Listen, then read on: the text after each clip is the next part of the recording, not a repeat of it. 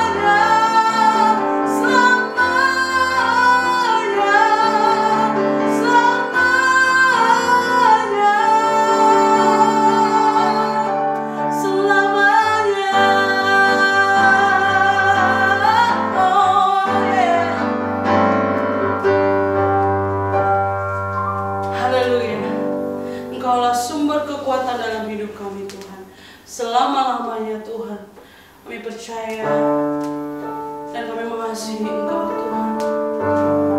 Terima kasih untuk segala yang telah Tuhan berikan dalam hidup kami. Terima kasih untuk sukacita Tuhan. Terima kasih untuk berkat dalam hidup kami. Kalau saat ini Tuhan mungkin kami mengalami sakit penyakit, kami percaya itu semua mendatangkan kebaikan dalam hidup kami. Kalau kami mengalami beban yang berat, Tuhan Engkau lepaskan di dalam nama Tuhan Yesus. Kami mau terus percaya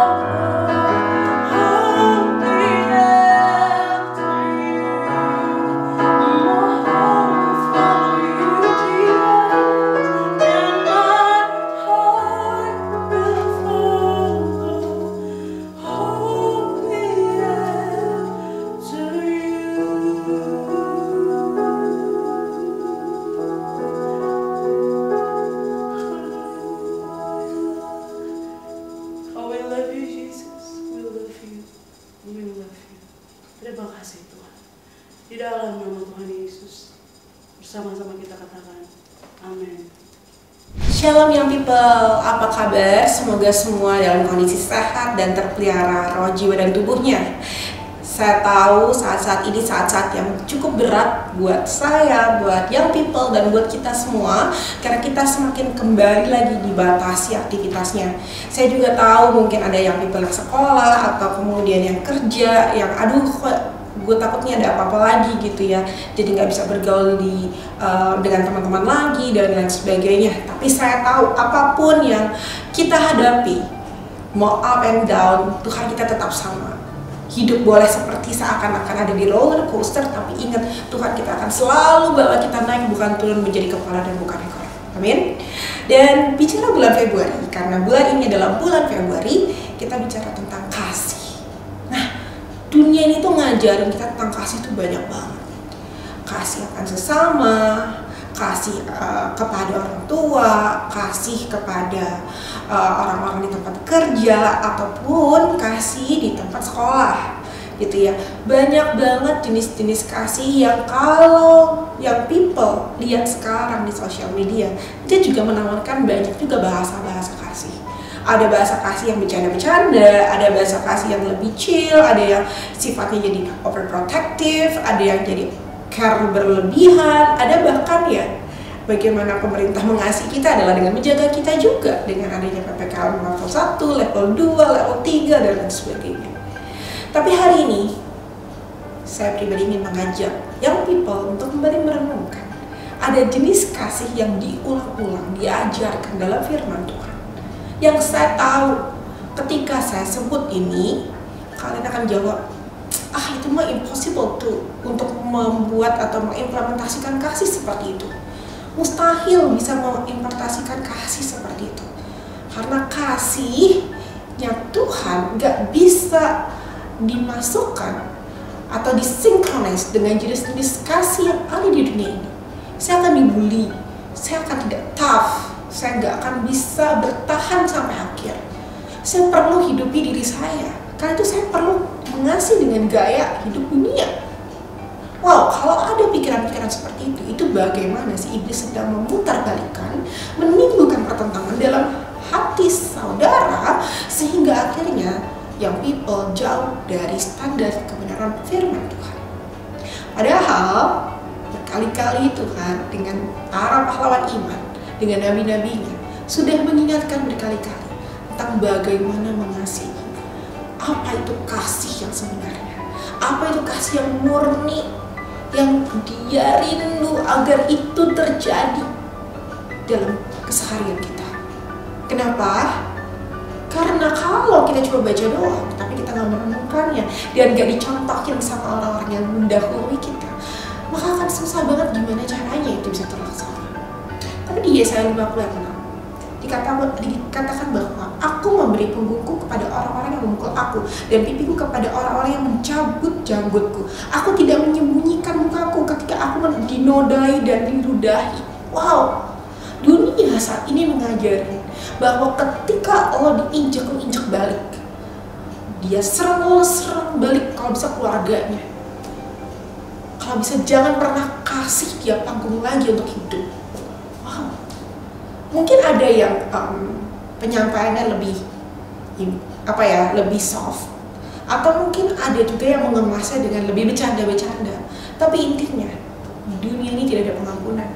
Dunia ini tidak ada kasih yang sejati yang Tuhan sudah tunjukin bahwa Allah itu adalah kasih. Oke, ada dua jenis standar yang seringkali terjadi di dunia ini. Standar yang pertama adalah kasih kalau lu dikasih duluan.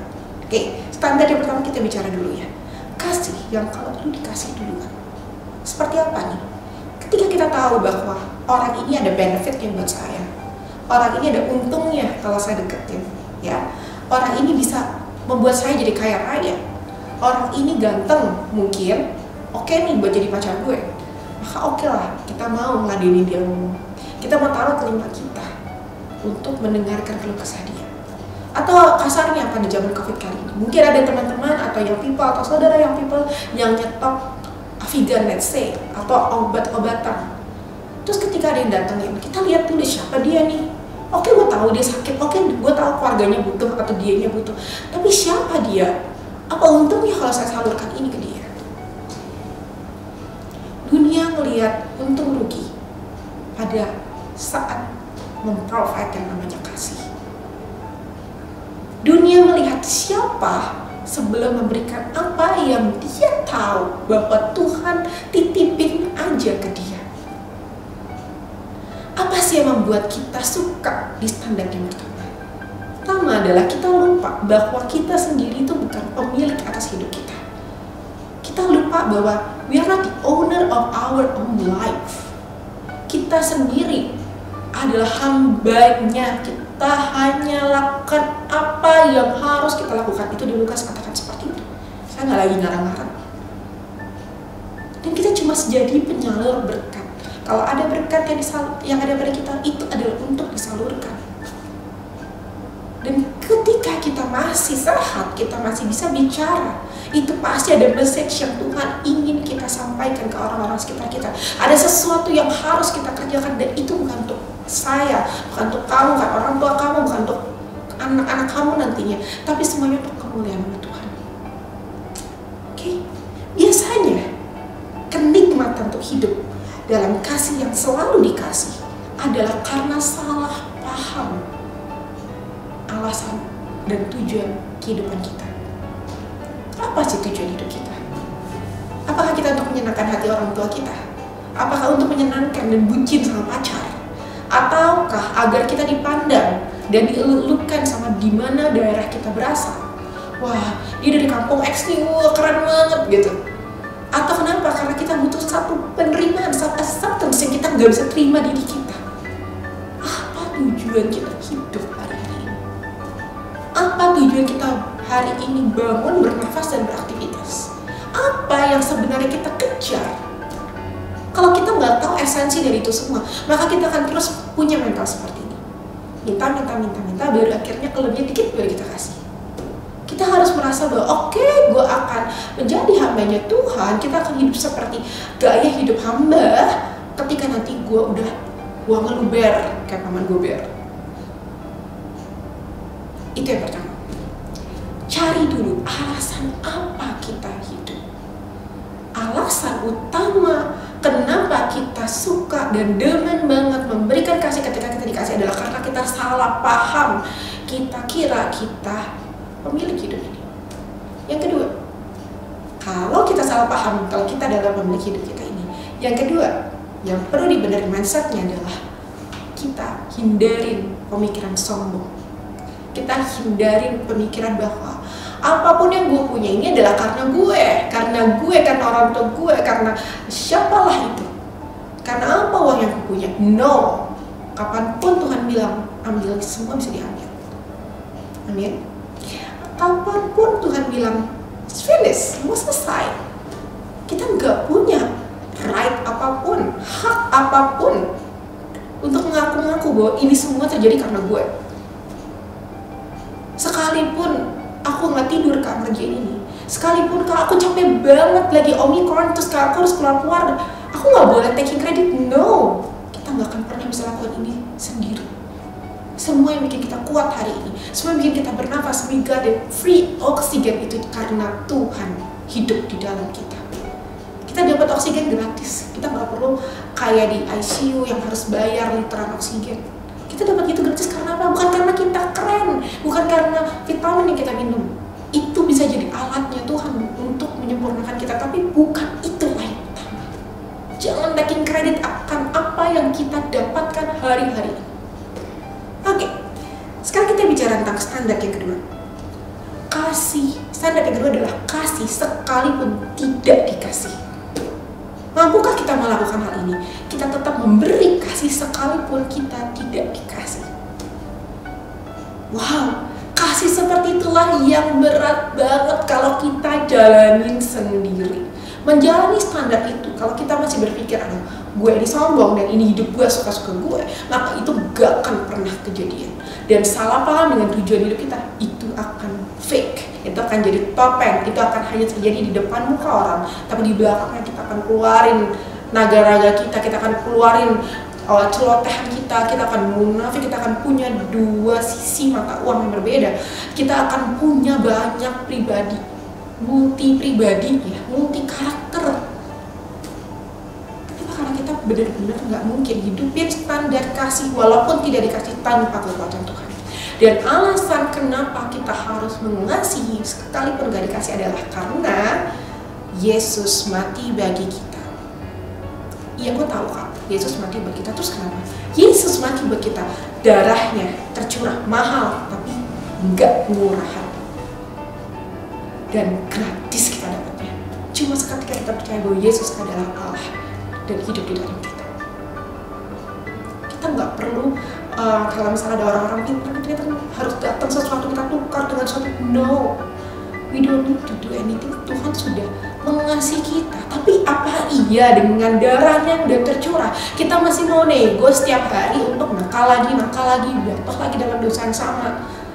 Apa iya udah ada sosok yang mengasihi kita yang harus itu cukup untuk membuat kita merasa komplit? Kita masih cari kasih-kasih di dunia dengan cara bucin dengan pacar, bucin dengan tontonan-tontonan kita, dengan keinginan-keinginan daging kita untuk membeli sesuatu yang lux, yang mahal. Kita akhirnya berhutang untuk itu dan lain sebagainya. Balik lagi dengan standar. Maukah kita belajar standar sesosok yang sudah mati bagi kita, yaitu mengasihi sekalipun tidak dikasihi? Maukah kita yang tadi aku bilang itu, ada Avigan atau obat-obatan stok antivirus terbatas, tapi Tuhan gerakin untuk kasih sekalipun dia bukan siapa-siapa, sekalipun dia bukan orang terkenal, sekalipun habis itu dia ninggalin dan bilang sesuatu yang jelek tentang kita.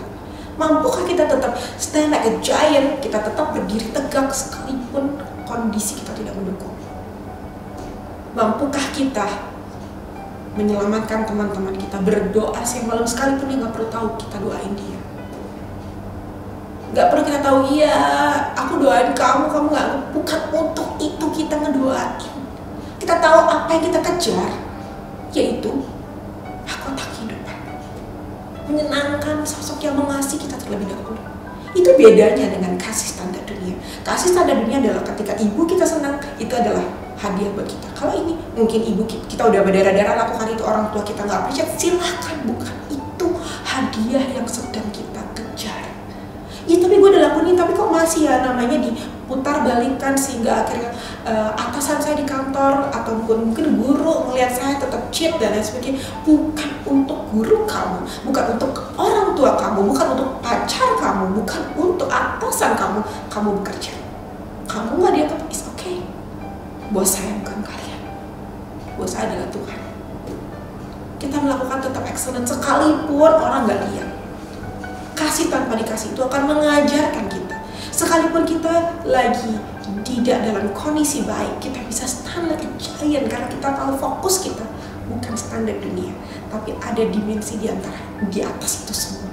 Dan dimensi itu adalah karena Yesus mengasihi kita terlebih dahulu. Oke? Susah kan, tapi susah banget menjalani ini semua, berat banget ya. Kalau kita sebut berat maka akan menjadi berat. Di Amsal berkali-kali dikatakan bahwa perkataan yang tepat pada waktu itu bisa menjadi seperti apel emas. Ya kalau kita mau ngomong perkataan kutuk, kita akan menjadi seperti apel busuk yang kita makin nggak bisa execute ini sama sekali. Ya Kak, tapi hari ini gue lakuin dan gue nyerah Kak, gue gak bisa, gue capek. Oke, hari ini kita bisa salah, kita ampuni, kita akui seperti Roma 6 katakan, tapi habis itu Roma 8 katakan, tapi habis itu ayo berdiri dan akhirnya kita bisa berdiri lebih tegak. Perjalanan bersama Yesus itu bukan perjalanan karbitan yang tiba-tiba kita jadi seseorang yang wow banget gitu. Kalau kita tipikal adalah sebuah minuman yang harus ditetes satu persatu untuk akhirnya benar-benar murni, bening, ya udah lakukan itu. Jangan pernah nyerah untuk benar-benar berubah dalam Tuhan. Berubahlah dalam pembaruan budimu. Terus-menerus berubah. Dan dikatakan bahwa hidup dalam Tuhan adalah bertumbuh, berakar, bertumbuh dan berbuah-buah. Ada proses di situ. Proses pendewasaan. Hari ini mungkin kita baby rohani, tapi besok kita harus semakin dewasa di dalam Tuhan. Kita harus semakin terbiasa untuk mengasihi even kita tidak diperhitungkan, mengasihi even kita tidak dikasih terlebih dahulu. Dan itu adalah esensi dari bulan kasih yang sesungguhnya. Kalau hari-hari ini dunia ngajarin kita untuk berfokus sama cinta laki-laki dan perempuan, tapi hari ini Yesus mengajarkan kepada young people dan kepada saya juga bahwa Dia adalah kasih, bahwa Dia mengajarkan kita kasih yang memberi punggung ketika dipukul, yang memberikan pipi ketika dicabut janggutnya. Karena ada rasa nikmat dalam melakukan segala sesuatu untuk kemuliaan nama Tuhan. Ada rasa sukacita yang adalah buah-buah dari hidup di dalam Tuhan.